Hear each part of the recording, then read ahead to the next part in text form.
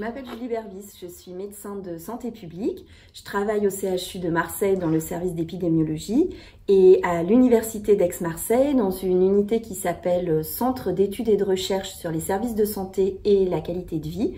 Nos travaux s'intéressent à évaluer la performance des systèmes de santé au regard du vécu et du ressenti des patients et de leur entourage dans le champ de différentes pathologies chroniques, notamment le cancer pédiatrique et plus spécifiquement les cancers du sang avec l'étude de la cohorte Léa.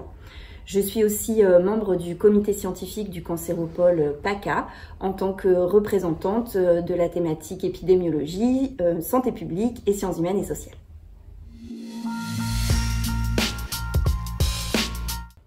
Alors, une cohorte, c'est un groupe d'individus que l'on suit dans le temps pour mieux comprendre l'évolution de leur état de santé.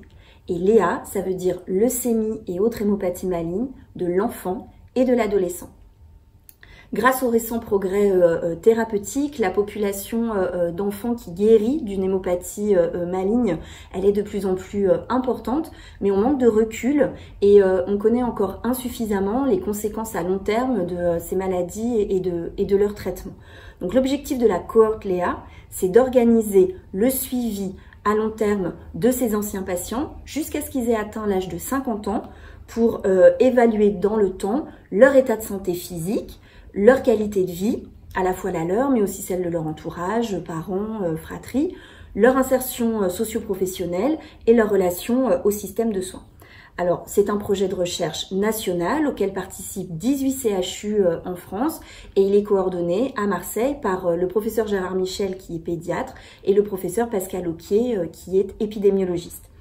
La cohorte, elle existe depuis 15 ans maintenant et aujourd'hui, ce sont plus de 5500 patients. Certains sont encore enfants, d'autres sont devenus maintenant adultes. Donc plus de 5500 patients qui sont suivis dans cette cohorte au travers de consultations médicales organisées spécifiquement pour ce projet de recherche.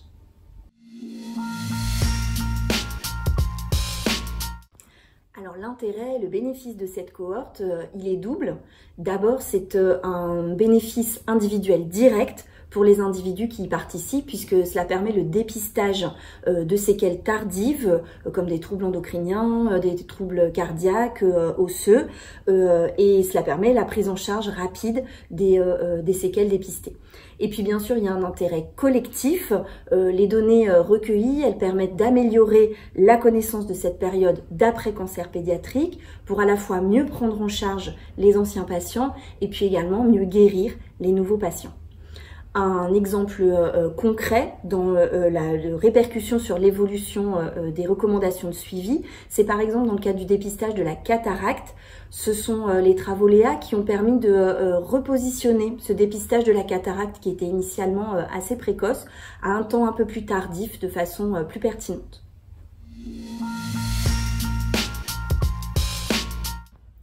Alors, les perspectives de Léa, elles sont nombreuses. On peut en citer trois. D'abord, bien sûr, continuer à contribuer à améliorer la connaissance et notamment sur le suivi des nouvelles thérapeutiques ciblées grâce à la richesse et à la qualité des données de la cohorte Léa, mais aussi en développant nos collaborations avec d'autres cohortes existant à l'étranger. Ensuite, Léa a récemment initié le recueil de données biologiques pour explorer la part des facteurs génétiques dans le risque de développer des séquelles à long terme et nos analyses sur ces données devront débuter très bientôt. Et puis enfin, on souhaite laisser plus de place dans le dispositif aux anciens patients eux-mêmes, au-delà des données qu'ils contribuent à donner.